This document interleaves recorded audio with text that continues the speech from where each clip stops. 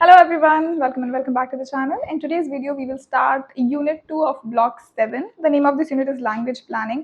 काफ़ी बड़ा unit है, about 22 pages हमारी इग्नू की बुक में दिए हुए हैं. इस ब्लॉक का सबसे बड़ा यूनिट है और थोड़ा सा जो है ये टेक्निकल यूनिट है क्योंकि हम लैंग्वेज प्लानिंग के बारे में बात करेंगे, क्यों होती है, कैसे होती है, कौन करता है, इसके क्या क्या टाइप्स होते हैं, इसमें हम किस किस चीज़ पे फोकस करते हैं, इसके क्या फ़ायदे हैं, क्या नुकसान हैं, राइट. एंड इसी में जो बहुत एक कुछ इंपॉर्टेंट टॉपिक्स है जो एग्जाम के हिसाब से काफ़ी इंपॉर्टेंट है वो है स्टेटस प्लानिंग, कॉर्पस प्लानिंग, कौन कौन से टाइप्स वगैरह हैं. तो इन सब के बारे में जो है हमें इस यूनिट में डिस्कस करना है. Let's start with language planning. So उन्होंने जो है सबसे पहले इग्नू ने प्लानिंग की डेफिनेशन दी है, राइट, 2.1 में. प्लानिंग की डेफिनेशन मैं रीड इसलिए कर रही हूँ ताकि आपको थोड़ा सा पता चले कि हम पढ़ क्या रहे हैं. थॉरबर्न है, इन्होंने आगे भी बहुत सारी चीजें दी हैं, हम पढ़ेंगे उसे आगे. तो उन्होंने बोला है कि प्लानिंग क्या है, it is an organised conscious and continued attempt to choose between alternative ways of solving a problem to select the best available solution. ठीक है, तो अब प्लानिंग हमें पता चल गया कि हमें क्या करना है, एक बेस्ट पॉसिबल सोल्यूशन ढूंढना है. This is a continuous process. हमारे पास ऑल्टरनेटिव होने चाहिए जिसमें से कि हम चूज कर सके. यही तो मेरी क्या हुई, प्लानिंग हुई, क्योंकि हमेशा मेरे पास बहुत सारे ऑप्शन है बट मुझे पता होना चाहिए कौन सा वाला बेस्ट है, बेस्ट सूटेड है मेरे लिए, मुझे फायदा करेगा और हम उसे चूज कर सके. That is your planning. So language planning का इंट्रोडक्शन उन्होंने दिया है पेज नंबर 19 में. उन्होंने लैंग्वेज प्लानिंग का इंट्रोडक्शन देते हुए यही बताया है कि स्पीकर के पास बहुत सारे ऑप्शंस होते हैं to choose which language he और she wants to speak in, क्योंकि हमें ही ऑलरेडी कितनी लैंग्वेजेस आती है. अगर हम मल्टीलिंगुअल या बायलिंगुअल हैं then we always have the option. उसके अलावा हमने ये भी देखा है कि जो एक लैंग्वेज हम सीखते हैं उसके हाई फॉर्म, लो फॉर्म है, राइट, डायग्लॉसिक लैंग्वेजेस जो है. तो हमेशा स्पीकर के पास जो वो ऑप्शन होता है to choose, and this is why we need to plan कि कौन सा ऑप्शन उसे कब चूज करना चाहिए, कौन सा ऑप्शन बेटर है. This is why we need to plan languages. इसके बाद लगभग 2 पेजेस में जो है उन्होंने डेफिनेशंस ही दी हैं, अबाउट 16 डेफिनेशन दी हैं लैंग्वेज प्लानिंग की. उसमें से जो सबसे ईजी मुझे लगी that is number 12, which is language planning is usually seen as an explicit choices among alternative, right. Explicit choice, जो कि मेरे पास बहुत सारे ऑल्टरनेटिव्स है, उसमें से मैं एक जो मेरी चॉइस को हर बार चूज करती हूँ वो मेरी क्या होगी, लैंग्वेज प्लानिंग हो गई. इसके अलावा बहुत सारी डेफिनेशंस यहाँ दी हुई है 2 पेज में भर भर के. इनको रीड कर लीजिए, एग्जाम में जो भी आपको अच्छी लगे वो लिख के आइए. थोड़ा सा प्रैक्टिकली हम देखते हैं कि लैंग्वेज प्लानिंग करता कौन है.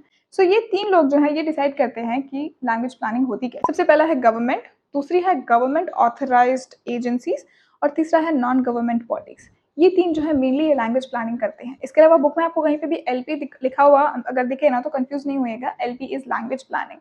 अब इन तीनों के अलावा जो है 3 और हैं जो कि हो सकता है लैंग्वेज प्लानिंग करते हैं और उसमें हेल्प करते हैं. सबसे पहला है national but non governmental agencies, दूसरा है non national and non governmental agencies, and finally newspapers, proof reading sections या राइटिंग की जो लोग करते हैं उसमें जो है ये भी हमारे लैंग्वेज प्लानिंग करते हैं. लैंग्वेज प्लानिंग जो है वो किस चीज़ पे फोकस करते हैं, ये हमारा नेक्स्ट टॉपिक है. वो किस पे फोकस करते हैं, on the corpus, on the status और the crucial relationship of values prestige associated with corpus and status planning activities.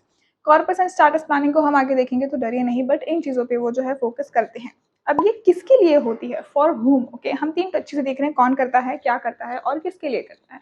So who हम देख चुके हैं, व्हाट हम देख चुके हैं, अब हम देखेंगे किसके लिए होती है. ये लार्जर एग्रीगेट्स के लिए भी होती है और जो छोटे छोटे हिस्से होते हैं हमारी सोसाइटी के उनके लिए भी होती है. इसके लिए उन्होंने यहाँ पे एक डायग्राम दिया है हमारे इग्नू की बुक्स में. ये सारे जो लोग हैं ना इस लैंग्वेज के, ये लोग सब इस लैंग्वेज में बात करते हैं, ये सारे जो लोग हैं ये इस लैंग्वेज में बात करते हैं. अब इनके बीच में जो लिंक हमें दिखाई दे रही है, इन दोनों को एक एक्स्ट्रा लैंग्वेज आती है जिसमें ये दोनों एक दूसरे से बात कर सकते हैं. तो ये क्या हो गई, हमारी लिंक लैंग्वेज हो गई, राइट. क्योंकि हो सकता है कि ये जो पूरा ग्रुप है ये हिंदी में बात करता है, ये जो पूरा ग्रुप है ये इंग्लिश में बात करता है. अब अगर इन दोनों को आपस में बात करनी है तो वो कैसे करेंगे. सो इस ग्रुप का एक इंसान जो इंग्लिश भी बोल सकता है, इस ग्रुप का एक इंसान जो हिंदी बोल सकता है, मे बी या नहीं, बट एटलीस्ट एक भी अगर हमारा रहा जो इधर की लैंग्वेज बोलता है, तो उसे हम क्या करेंगे, उसे हम लिंक लैंग्वेज बना देंगे और ये लोग आपस में बात कर सकेंगे. तो ऑफकोर्स ये बड़े लेवल पे भी काम में आता है, छोटे छोटे इंडिविजुअल लेवल पे भी काम में आता है. और इसे हम करते कैसे हैं, अब हाउ तो आता ही है ना कि कैसे करते हैं. सो सबसे पहले फैक्ट फाइंडिंग की कि हम सारी बैकग्राउंड इन्फॉर्मेशन निकालते हैं कि भाई क्या सही है, कौन सी लैंग्वेज के क्या क्या फ़ायदे हैं, नुकसान है. फिर हम प्लानिंग करते हैं, उसके बाद में हम इसे इम्प्लीमेंट कर देते हैं और फाइनली हमें फीडबैक मिलता है कि जो हम कर रहे हैं वो सही है कि नहीं. This is pretty similar to what we saw in the previous unit जहाँ पे हमने लैंग्वेज स्टैंडर्डाइजेशन के बारे में पढ़ा था. प्रीटी मच जो है सेम ही प्रोसेस फॉलो हो रही थी. अब इसके बाद जो है कुछ छोटी छोटी चीज़ें जैसे कि कॉन्सेप्ट ऑफ लैंग्वेज प्लानिंग और जो टॉपिक मैंने अभी आपको पढ़ाया है जिसमें कि हम हाउ पे फोकस कर रहे थे, उसमें उन्होंने और भी अंदर चीज़ें बताई हैं, but I don't feel it is that important from the exam point of view, तो आप इसको अलग से पढ़ सकते हैं if you have time, but if not then I am switching to the next topic which is the history of language planning. तो history of language planning जो है टोटल 1 2 3 4 सब पार्ट्स में डिवाइड की गई है। सबसे पहला वाला जो है वो 1960s का है, फिर 1970s, फिर 1980s एंड फिर 1990s। हर जो डेकेड है उसमें उन्होंने एक स्पेसिफिक चीज़ पे फोकस किया है, और वो स्पेसिफिक चीज़ क्या है उसको हम देखेंगे। ये आप जो है हिस्ट्री ऑफ लैंग्वेज प्लानिंग में अगर 20 मार्क का क्वेश्चन आता है तो इसको अच्छे से आप लिख के आ सकते हैं। सो 1960s में जब लैंग्वेज प्लानिंग होती थी, that was done with the aim of problem solving, जिसमें क्या होता था कि एक स्पेसिफिक सोसाइटल प्रॉब्लम है जिसको वो सॉल्व करने की कोशिश करते थे। Let's read from the book. Since language is a factor of ethnic identity, a marker of social class, the language problem became a concern of language planning. क्योंकि उन्हें चाहिए था कि सब लोगों को इक्वालिटी मिले, ओके। सोसाइटी को जो है वो इक्वल करना चाहते थे सभी लोगों को। ऐसा नहीं है कि जो हिंदी बोलता है वो नीचे है, जो इंग्लिश बोलता है वो ऊपर है। ऑल्दो हम ये प्रॉब्लम अभी भी फेस कर रहे हैं, बट स्टिल जो है वो सोसाइटी को एक सेम लेवल पे लाना चाहते थे, इसलिए उन्होंने क्या की, लैंग्वेज प्लानिंग की। इससे क्या है कि कोई भी जो एक ग्रुप है, एक एथनिक ग्रुप है, वो अपने आप को नीचे नहीं फील करे, और कोई भी जो दूसरा ग्रुप है वो अपने आप को ऊपर ना समझे। इसके लिए जो है लैंग्वेज प्लानिंग की जाती थी। And this is why multi ethnic communities जो है उनकी development specially in the developing nations was very crucial, and this is why language planning was introduced. ये 1960s का हुआ। अब हम आते हैं 1970s पे। 1970s में जो है वो प्लानिंग की जाती थी, प्लानिंग फॉर चेंज, ओके। पहला वाला किस लिए था, प्लानिंग फॉर प्रॉब्लम सॉल्विंग। दूसरा वाला है प्लानिंग फॉर चेंज। 1970s में जो है जो लोगों का एटीट्यूड है टुवर्ड्स लैंग्वेज, उसे चेंज करने के लिए जो है लैंग्वेज प्लानिंग की जाती थी। And in fact it is important to know कि इसी टाइम पे लैंग्वेज स्टैंडर्डाइजेशन जो है उसे भी इंट्रोड्यूस कराया गया था along with language planning. So standardisation जो है वो उसी का सब पार्ट है। उसके बाद हम आते हैं 1980s पे, जिसमें कि हम किस पे फोकस करते थे, इवैल्यूएशन पे, कि अभी तक हमने जो चेंजेस किए हैं उनका इवैल्यूएशन उन्हें करना होता था। वो लोग जो है बहुत सारे उन्होंने स्टडीज किए हैं मल्टीलिंगुअलिज्म पे और बहुत सारे कम्युनिटीज पे, और इसीलिए इवैल्यूएशन पे जो वो फोकस करते थे। और इसीलिए 80s को जो है वो beginning of language management approach to language planning जो है उसके लिए भी मेजरली रिस्पॉन्सिबल माना जाता है। ये आते हैं 1990s में, जो कि क्रिटिकल रिफ्लेक्शन के बारे में बात करता है। सो क्रिटिकल रिफ्लेक्शन क्या हुआ कि कोई जो लैंग्वेज है, क्योंकि हम रिफ्लेक्ट करें कि यार ये लैंग्वेज जो है इसको हमने क्यों आगे बढ़ाया, ये लैंग्वेज जो है ये ऐसी है क्यों, क्यों इसको ये स्टेटस मिला और क्यों इस वाली को दूसरा स्टेटस मिला है, okay. Why particular languages are maintained or allowed to die, why one language is acquired and another not, and why and how, right? Why, क्यों कुछ लैंग्वेजेस जो है वो खत्म ही हो जाती हैं पूरे तरीके से, जैसे कि इस वक्त हमारी संस्कृत लैंग्वेज के साथ हो रहा है कि लोग उसे सीखना ही नहीं चाहते हैं, वो धीरे धीरे जो है वो मर रही है। और ये जो है ये कोई ऐसी इनोसेंट चीज़ नहीं है कि आपके और मेरे करने से हो रही है। इसके पीछे बहुत बड़े-बड़े लोगों की बहुत बड़ी-बड़ी पावर्स होती हैं, जो पावरफुल लोग हैं उनके हाथ होते हैं कि वो किसी लैंग्वेज को जाने देते हैं और किसी लैंग्वेज को वो बचा लेते हैं। सो क्यों हो जाता है कि कुछ लैंग्वेज जो है वो बचती हैं, कुछ लैंग्वेज जो है वो खत्म हो जाती हैं, कुछ लैंग्वेजेस में इतने ज़्यादा चेंजेस आ जाते हैं कि वो खुद ही वो लैंग्वेज नहीं रह जाती है। तो ऐसा सब क्यों होता है, ये जो है हमें क्रिटिकल रिफ्लेक्शन में जो है 1990s में जो है वो पता चला। इसके बाद हम आगे बढ़ते हैं, हमारे पास आती हैं लैंग्वेज प्रॉब्लम्स। जो है ये काफ़ी एक वास्ट सा टॉपिक मुझे लग रहा है, एंड इग्नू वालों ने भी जो है बस हर टॉपिक को थोड़ा टच कर दिया है कि भाई इसने ये प्रॉब्लम बताई, इसने ये प्रॉब्लम बताई, इसने ये प्रॉब्लम बताई। क्योंकि ये ऐसा है कि अगर आप कर लेते हो तो बहुत अच्छी बात है, बट मैं चाहूँगी कि क्योंकि ये इतना अजीब तरीके से दिया हुआ है कि अगर आप इसको छोड़ भी देंगे तो एग्जाम में अगर आप दूसरी चीज़ अच्छे से प्रिपेयर करते हैं तो आपको पासिंग मार्क्स आ जाएंगे, 60-70 आप स्कोर कर सकते हैं। सो इसमें जो मैं नाम ले रही हूँ कि किस किस की टाइपोलॉजीज उन्होंने दी हैं, पहली है हागन की अप्रोच, दूसरी है न्यूस्टूपिनीस अप्रोच, तीसरी है रॉबिन्स अप्रोच, फिर फर्ग्यूसन्स अप्रोच, फिशमैन्स अप्रोच, डुआस टाइपोलॉजी। ये हमारी टाइपोलॉजी खत्म हो जाएगी। इसमें से मैं सिर्फ डुआ की टाइपोलॉजी है, इसमें problems of language as a symbol पे फोकस करना चाहूँगी।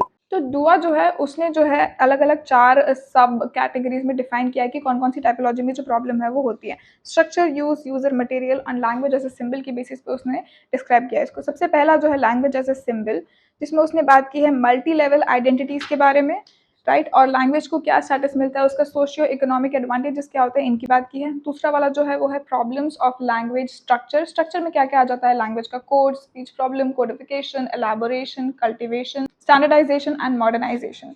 इसकी बताती हैं प्रॉब्लम्स ऑफ लैंग्वेज यूज, उसमें क्या क्या आ जाता है मेरा, language education, policy, planning, health, medical, right, कहाँ कहाँ लैंग्वेज मेरी यूज हो रही है, ये सारी चीज़ें काउंट हो जाती हैं। फिर लैंग्वेज यूजर्स की अगर हम बात करें तो एक हमें ट्रेंड पर्सन लगेगा, जैसे कि मैं और आप किसी भाषा में बात कर रहे हैं, हिंदी में बात कर रहे हैं, और सडनली हमको लगेगा यार ये सेंटेंस तो इसने गलत बोल दिया है, तो हमें एक ट्रेंड इंसान चाहिए जो कि बता सके कि नहीं किसने सही बोला है, किसने गलत बोला है। तो वो किसके बारे में बात हो जाएगी, यूजर्स के बारे में। एंड फाइनली लैंग्वेज मटेरियल में क्या क्या आ जाता है, basic reference material, translation material, text book, creative journalism, इस टाइप की जो चीज़ें ये किस में आ जाती हैं, लैंग्वेज मटेरियल में। टाइपोलॉजी में मैंने सिर्फ इस पे ही अभी आपको बताया है, मैं हर कुछ छोटा छोटा मैंने जो रीड नहीं किया है, you can read it on your own if you like it, then अगर हो सकता है आपको अच्छे से समझ में आ जाए तो आपका कुछ भी टॉपिक जो है वो छूटेगा नहीं। अब इसके बाद हम फाइनली हमारे लास्ट टॉपिक पे आ जाते हैं, जो कि है टाइप्स ऑफ लैंग्वेज प्लानिंग। ये काफ़ी इंपॉर्टेंट है, इसमें मोस्टली मैंने देखा है कि एग्जाम में status planning versus corpus planning के जो क्वेश्चन है मोस्टली आ ही जाते हैं शॉर्ट नोट में। सबसे पहले हम समझते हैं कि स्टाटस प्लानिंग और कॉर्पस प्लानिंग होता क्या है। स्टाटस प्लानिंग में हम किस पे रेफर करते हैं कि उस लैंग्वेज या उसकी वैरायटी में क्या क्या चेंजेस आए हैं, राइट, उसके स्टाटस में क्या क्या चेंजेस आए हैं। जैसे कि बुक से रीड करते हैं कि इस लैंग्वेज का डेजिग्नेशन है एज अ ऑफिशियल लैंग्वेज या नेशनल लैंग्वेज में, हम उसे चेंज कर सकते हैं क्या इस लैंग्वेज को हम ऐड या डिलीट कर देते हैं उन लिस्ट में से जो ऑलरेडी एग्जिस्ट करती हैं, या फिर इस लैंग्वेज को हम किसी रिलीजन ऑफ लैंग्वेज या इंस्ट्रक्शन या एजुकेशनल लैंग्वेज में कन्वर्ट कर सकते हैं क्या। यानी नाम से समझ में आ रहा है, इस लैंग्वेज का स्टेटस जो है हम चेंज करें। जैसे कि हमने कोंकणी लैंग्वेज के साथ देखा था, सिंधी लैंग्वेज के साथ देखा था और मीजो लैंग्वेज के साथ देखा था, हमने क्या किया, उसका स्टेटस जो है वो चेंज कर दिया।